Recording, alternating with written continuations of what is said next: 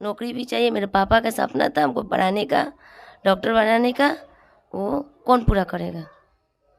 वही हम लोग को पेट चलाते थे। कितने कितने भाई बहन हैं आप लोग?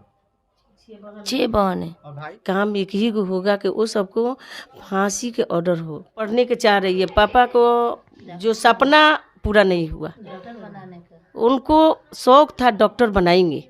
अगर देश में कुछ इस तरह का कानून आ जाए कि रेपिस्ट को सीधे फांसी की सजा दी जाएगी तो शायद देश की बच्चियां जो हैं, देश की बेटियां जो हैं, वो सुरक्षित महसूस करेंगी। जो है तो उनको मतलब जो मारा है उसको सजा मिलना चाहिए।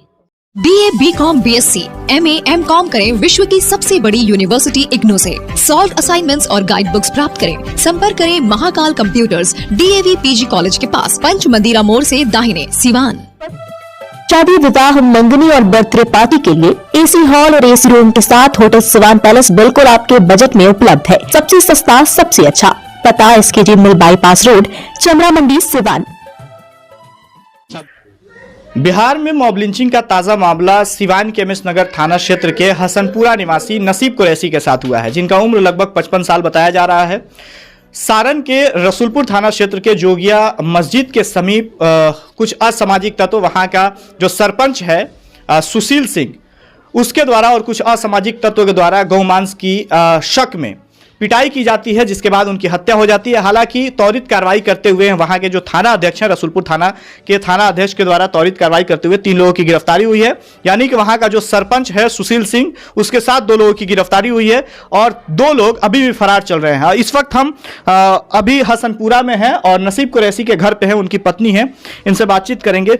ये बताइए वो कहाँ गए हुए थे? गए रहलन मीठ लिए, मीठ के गए रहलन तो वही पर शक से खूब मारे लगल सा, मार के खूब मारल सा, खूब मरल सा। हमारा आदमी हुए मर गल। का हो गई तो घरे रहनी 6:30 बजे यहाँ से गईलन, 6:30 बजे गईलन। ओकरा बाद मार के ओकरा के का कहले से का ना हमरा पता ना। ओकरा बाद हमरा बाद में पता 11 बजे लागल बा, तो 11 बजे लागल वही पर हमनी के खोजे लागल बनी सर। तो पुलिस फोन कैले बा, तब हमनी के सिवान के नौ लोग रोते, हम पीटे, हमरा तो होशे ना रहे, भाग गईनी। ओकरा बाद में हमरा घर के लोग जाके किंगन ली आइल बा ओकरा के। हमरा मुआवजा चाहिए, हमरा लड़की के हमरा मुआवजा चाहिए, हमको फांसी चाहिए। जो हमरा आदमी के मारा है उसको फांसी चाहिए, इंसाफ चाहिए आपको।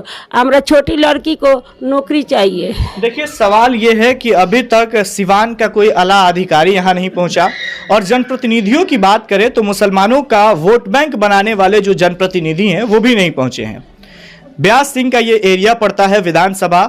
व्यास सिंह जो विधायक हैं वो भी यहाँ तक नहीं पहुँचे। हालांकि सदन चल रहा है, इस बात को मानना चाहिए कि सदन चल रहा है, लेकिन उनके जो लोग हैं वो लोग भी नहीं पहुँचे। ना ही सिवान का कोई बड़ा चेहरा, पॉलिटिक्स का बड़ा चेहरा यहाँ पहुँचा। यही वो लड़की है, छोटी बच्ची है उनकी, और यानी नसीब कुरैशी की छोटी बेटी है। इन्हीं की एक शादी होने वाली थी। हालांकि 6 बेटियों में से 5 बेटियों की उनकी शादी हो गई है। ये बताइए कि अभी तक 3 लोगों की गिरफ्तारी हुई है, क्या मांग कर रहे हैं आप लोग सरकार से? सरकार से हम ये कह रहे हैं कि बहुत बड़ा काम एक ही को होगा कि वो सबको फांसी के ऑर्डर हो, फांसी दिया जाए और हमारा मुआवजा चाहिए, हमारा इंसाफ चाहिए। सरकार हमारा जितना जल्दी मुआवजा मिल जाने से इंसाफ हो पाएगा क्या? देखिए, मिले या नहीं मिले, हमारे सरकार से यही अपील है कि वो हमारे ये लोग बच्चे लोग कहाँ से हम लोग खाएंगे पिएंगे, कैसे आएंगे जाएंगे, कैसे रहेंगे? आपके पिताजी थे? हमारे पिता हैं, उन छोटी बहन के उसको नौकरी होना चाहिए और वो पढ़ने के चाह रही है। पापा को जो सपना पूरा नहीं हुआ, उनको शौक था डॉक्टर बनाएंगे, लेकिन नहीं बना पाए, दुनिया छोड़ दिए। लेकिन हमारा यही कहना है कि बस सरकार हमारे इंसाफ दे, उसको सजा दे, उसको फांसी दे। जो साथ में है वो मुजरिम को, और जो मारा है सुशील सिंह, उसके भी सजा होना चाहिए। वो तो गाड़ी घोड़ा कहाँ गया, अल्लाह जाने कहाँ गया। देखिए, ये एक मामला और प्रकाश में आया है कि जोगिया जो मस्जिद के समीप में मुस्लिम समुदाय का लगभग 10-15 घर है, वहाँ के जो लोग हैं वो लोग दबाव बना करके और पेपर पे ये साइन करवाना चाह रहे हैं कि नसीब कुरैशी यहाँ नहीं आए थे। हालांकि देखिए, जिला प्रशासन को इस पे मुस्तैद होना चाहिए। वहां के मुस्लिम समुदाय के लोगों को जो दबा करके साइन कराने की बात की जा रही है, इस पे जांच पड़ताल करनी चाहिए और दोषियों को सलाखों के अंदर तो डाला गया है, लेकिन कहीं ना कहीं एक ऐसा कानून लाना चाहिए कि इस तरह की घटना को अंजाम देने वाले लोग उन्हें फांसी के फंदों पर चढ़ाना चाहिए कि इस तरह की फिर घटना को अंजाम ना दे। क्योंकि देखिए, देश में आए दिन मॉब लिंचिंग का घटना बढ़ रहा है, रेपिस्ट के द्वारा रेप का मामला बढ़ रहा है। अगर देश में कुछ इस तरह का कानून आ जाए कि रेपिस्ट को सीधे फांसी की सजा दी जाएगी, तो शायद देश की बच्चियां जो हैं, देश की बेटियां जो हैं, वो सुरक्षित महसूस करेंगी। बात अगर मॉब लिंचिंग की है, तो इस पे भी केंद्र में बैठी सरकार जो है, भाजपा सरकार, अगर कुछ बेहतर कानून लेकर के आती है, कड़ा कानून लेकर के आती है, तो मॉब लिंचिंग करने वाले जो असामाजिक तत्व हैं, जो खुद को गौरक्षक कहते हैं, वो शायद इससे बच पाएंगे और उनके अंदर भी डर रहेगा कि अगर हम किसी के साथ मॉब लिंचिंग की घटना को अंजाम देते हैं तो शायद हमें भी फांसी के फंदे पे चढ़ना पड़ेगा। ये बताइए, आपका क्या नाम हुआ? रोशनी खातून। पिताजी की हत्या कर दी जाती है पीट पीट करके, जिला प्रशासन से क्या मांग करेंगे आप? मांग हमको तो अभी मतलब उन लोग को सजा ही चाहिए। जो मेरे पिताजी को मारा है, जिला प्रशासन से यही उम्मीद है कि जो है तो उनको मतलब जो मारा है उसको सजा मिलना चाहिए। किस तरह की सजा की मांग कर रहे हैं आप लोग? फांसी की सजा मिलना चाहिए। फांसी चाहिए, मतलब चाहिए फांसी की सजा, दम उनको चाहिए। जो मारा है लो, उनको फांसी की सजा मिलना चाहिए। और हमको नौकरी भी चाहिए। मेरे पापा का सपना था हमको पढ़ाने का, डॉक्टर बनाने का, वो कौन पूरा करेगा? वही हम लोग को पेट चलाते थे। कितने भाई बहन हैं आप लोग? 6 बहन है। और भाई? भाई है एक, कोई काम करना। क्या करते हैं वो? कुछ भी नहीं करते हैं। जी बताइए, क्या कह रही हैं? कहने का मतलब है कि हमारे गांव में कोई त्योहार नहीं हुआ, हमारे घर में नहीं हुआ, हमारे हिंदू जो समाज है वो नहीं हमारे मतलब कि होली मनाया, सब गम में पड़ गया। तो क्या हम लोग के गम हुआ तो वो सबके भी गम हुआ, लेकिन वो कैसा काफ़ी रहे कि जैसे जानवरों के कोई मारता है तो थोड़ा मोहब्बत से मारता है, थोड़ा उसको दिल पर अफसोस होता है, उसका नहीं आया तो क्या उसको छोड़ दिया जाए? उसको फांसी का ऑर्डर लगाया जाए। बताइए क्या कह रही हैं? हाँ, फांसी का ऑर्डर। फांसी के ऑर्डर हम बोल रहे हैं। हमारा आदमी के जो मारा है उसको फांसी का, आप इंसाफ चाहिए, हमको इंसाफ चाहिए। सरकार हमको इंसाफ दीजिए। देखिए, नसीब कुरैशी के घर पे हैं और उनकी पत्नी, उनकी बेटियां जो हैं वो बात कर रही हैं। 6 बेटियां हैं उनकी, 5 की शादी हो गई है, 1 बेटी है। उनका सपना था कि बेटी डॉक्टर बने और उसे बढ़िया जॉब मिल सके, लेकिन नहीं हो पाया, यह सपना पूरा नहीं हुआ। लड़की भी जिला प्रशासन से गुहार कर रही है।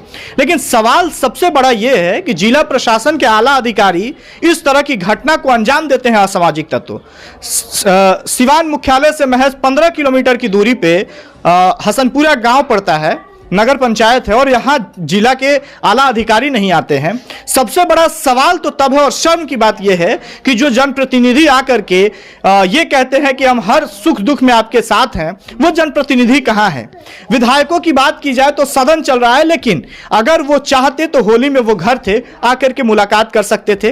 पप्पू यादव आने के बाद 25,000 रुपया सहायता राशि के तौर पर उन्होंने दिया है, लेकिन सवाल यह है कि क्या पप्पू यादव का यहाँ आना और 25,000 रुपया देना, या फिर जो असामाजिक तत्व है, जो वहां का सरपंच सुशील सिंह है, क्या उसकी गिरफ्तारी, उसके साथ 2 लोगों की गिरफ्तारी और फिर वो सलाखों से बाहर आएंगे, क्या यही इंसाफ है? भाजपा सरकार जो केंद्र में बैठी है, अगर चाहती तो इस पे कोई बड़ा कानून लेकर के आती तो शायद मॉब लिंचिंग करने वाले जो असामाजिक तत्व हैं उनके ऊपर नकेल कसा जा सकता था। मुझे तो यह लगता है कि केंद्र में बैठी सरकार गौरक्षकों के नाम पे जो लोग मॉब लिंचिंग करते हैं या खुद को जो गौरक्षक कहते हैं उन्हें संरक्षण दे रही है। इस वजह से इस तरह की घटना को अंजाम देते जा रहे हैं जो असामाजिक तत्व है। बात यूपी की कर ली जाए तो यूपी में लगभग पिछले 4 सालों की बात की जाए तो 100 से ज्यादा मॉब लिंचिंग की घटना को अंजाम दिया असामाजिक तत्व, जिसमें मुसलमानों की संख्या ज्यादा है। अभी हाल फिलहाल में ही बिहार के गया जिले में बाबर की पीट पीट कर हत्या की गई थी, वो भी एक मुसलमान था। समझ नहीं आता है कि मुसलमानों को टारगेट क्यों किया जा रहा है। लगभग 1 महीने नहीं बीते और गया वाला मामला अभी सुलगा हुआ ही था, तब तक सिवान के एमएस नगर थाना क्षेत्र के हसनपुरा के रहने वाले नसीब कुरैशी के साथ मॉब लिंचिंग की घटना को अंजाम देते हैं रसूलपुर, जो कि सारण के रसूलपुर थाना क्षेत्र के जोगिया के रहने वाले वहां के सरपंच सुशील सिंह और उसके साथ कुछ असामाजिक तत्व। हालांकि उन लोगों के ऊपर 5 लोगों के ऊपर नामजद एफआईआर और कुछ अज्ञातों पे एफआईआर हुआ है, जिसमें से 3 लोगों की गिरफ्तारी हुई है। पहली गिरफ्तारी की बात कर ले तो वहां का जो सरपंच है, जो जनप्रतिनिधि के तौर पे था, उसकी गिरफ्तारी हुई है सुशील सिंह की, और उसके साथ 2 लोगों की गिरफ्तारी हुई है। हालांकि 2 लोग अभी भी फरार चल रहे हैं। लेकिन सबसे बड़ा सवाल यह है कि बिहार में नीतीश कुमार यानी कि सुशासन बाबू की सरकार है, तो फिर यूपी वाला हाल बिहार में क्यों है? इस सवाल के साथ हम छोड़ जाते हैं। तमाम दर्शक जो हैं वो कमेंट करेंगे और जरूर बताएंगे कि ये यूपी वाला हाल, जब बिहार में सुशासन की सरकार है तो यूपी वाला हाल क्यों हो रहा है। ऐसी तमाम खबरों के लिए बने रहिए न्यूज़ इंडिया तक के साथ।